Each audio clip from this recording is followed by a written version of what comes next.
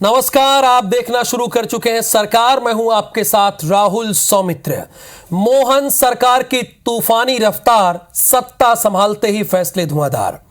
ये हमारी आज इस लाइन पर हम लगातार चर्चा करेंगे, लोगों से बातचीत करेंगे, अपने संवाददाताओं से भी बातचीत करेंगे कि जो फैसले ताबड़तोड़ डॉक्टर मोहन यादव ने लिए हैं उसके मायने क्या है। तो मध्य प्रदेश के नए मुख्यमंत्री डॉक्टर मोहन यादव शपथ ग्रहण के बाद कैबिनेट की पहली बैठक ली। हालांकि कुल इसमें 3 ही लोग थे। इस बैठक में उन्होंने कई ताबड़तोड़ फैसले लिए, इसीलिए हमें यह लिखना पड़ा कि फैसले धुआंधार। इसमें पहला अहम फैसला सनातन की राह पर था और मध्य प्रदेश में ये एक मुद्दा भी था जिसमें सीएम ने धार्मिक स्थलों पर नियम विरुद्ध तेज बजने वाले लाउड स्पीकर और डीजे पर रोक लगा दी है। खुले में मांस मछली की बिक्री पर रोक रहेगी। इसके साथ नगरीय विकास और आवास विभाग ने आदेश जारी किया है कि खुले में मांस मछली की बिक्री अब नहीं हो सकेगी और मांस बिक्री के लिए लाइसेंस अनिवार्य रूप से लेना होगा। यानी जो नियम उत्तर प्रदेश में है वही नियम अब मध्य प्रदेश में भी होगा। 15 से 31 दिसंबर के बीच प्रतिबंध पर कार्रवाई होगी। कैबिनेट ने हर जिले में एक्सीलेंस कॉलेज खोलने का निर्णय भी किया है और ये जो तूफानी रफ्तार में फैसले लिए हम आपको चला रहे हैं, आदतन अपराधियों पर अब ये सरकार कोर्ट जाएगी और उन्हें उनकी जमानत रद्द कराएगी।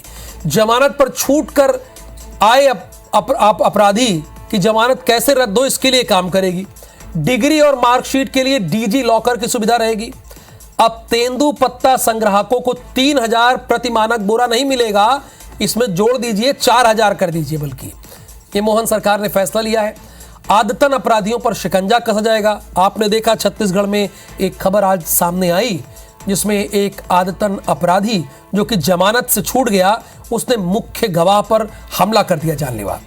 तो ये फैसला भी काबिले तारीफ है। तो बैक टू बैक कई फैसले लिए गए हैं। खुले में मांस मछली की बिक्री पर एकदम बैन हो गया है। अब आप खुले में अगर मांस मछली की बिक्री करते हैं तो अब आपको ये नहीं दिखेगा, बाकायदा उनको एक शीशा लगवाना पड़ेगा अपनी दुकान के बाहर, उसके बाद ही आप बेच सकते हैं।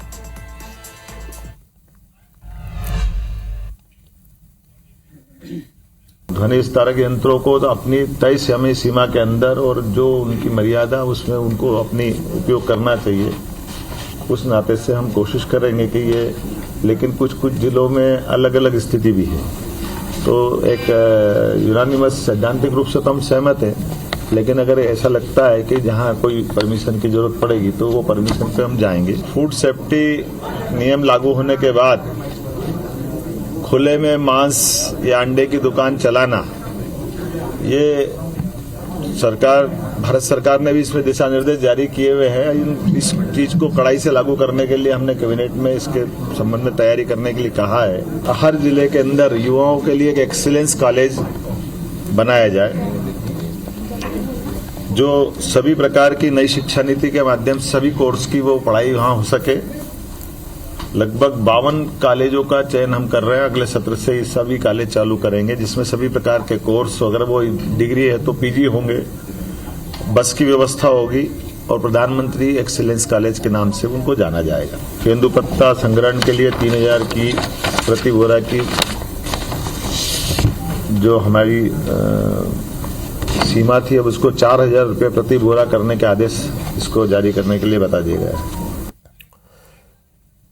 तो डॉक्टर मोहन यादव ने पहली कैबिनेट में जो अहम फैसले लिए वो हमने आपके सामने एक एक करके बताया।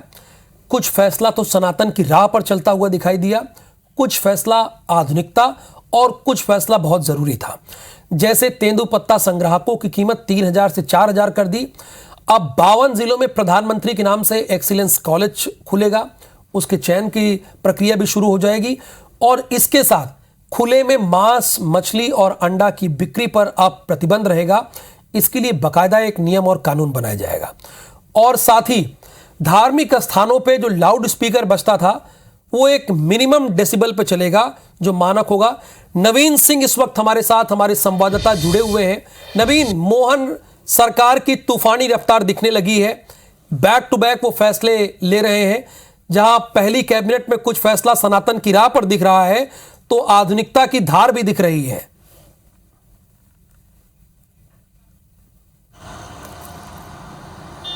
देखिए बिल्कुल राहुल, मोहन यादव ने शपथ ली है और देर शाम को उन्होंने चार्ज ले लिया है। मोहन यादव ने जो पहली कैबिनेट की बैठक ली है और उसमें जो फैसले किए हैं, इसके पीछे ये जान लेना भी ज़रूरी है कि मोहन यादव का बैकग्राउंड क्या है। दरअसल मोहन यादव धार्मिक नगरी उज्जैन से आते हैं, महाकाल की नगरी से आते हैं और वहीं से विधायक हैं।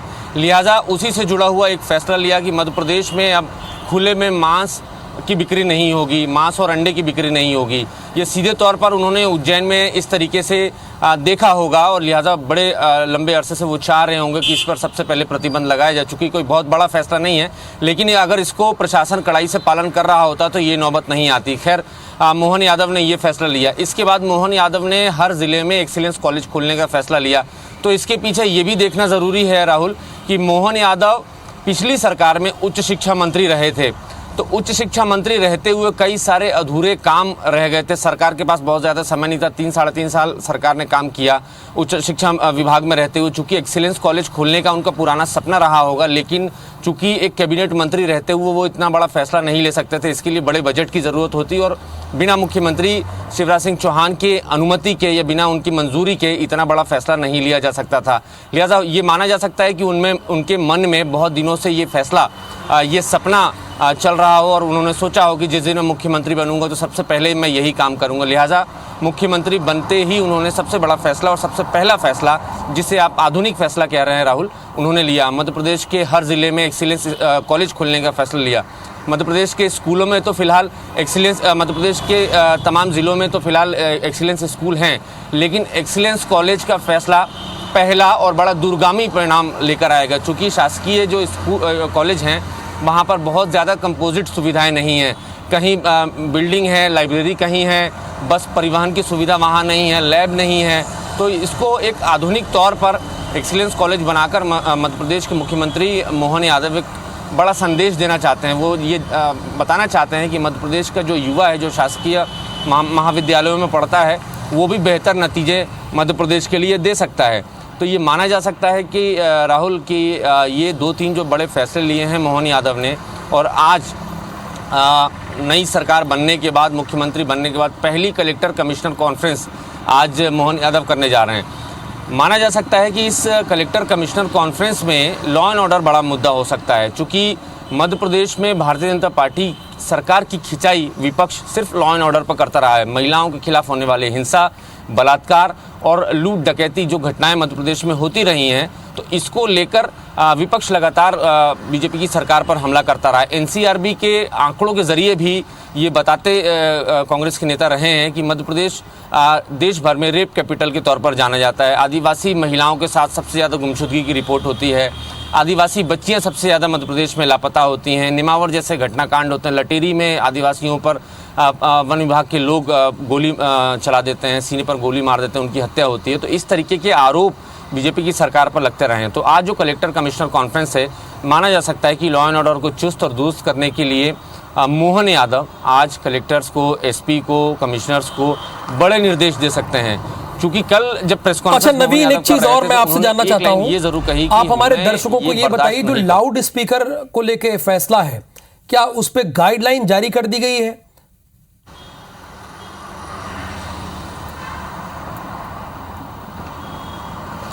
बिल्कुल, लाउड स्पीकर्स को लेकर जो फैसला है उस पर गाइडलाइन जारी की है। हालांकि गाइडलाइन इससे पहले भी जारी थी राहुल, ये कोई नया फैसला नहीं है, लेकिन सख्ती से लागू इसको नहीं किया गया। तो इस बात को लेकर मोहन यादव ने अपनी प्रेस कॉन्फ्रेंस में भी कहा कि सुप्रीम कोर्ट की जो गाइडलाइंस है वही हमारी गाइडलाइंस है, लेकिन इसमें इन्होंने कुछ नई चीज़ें जोड़ी हैं।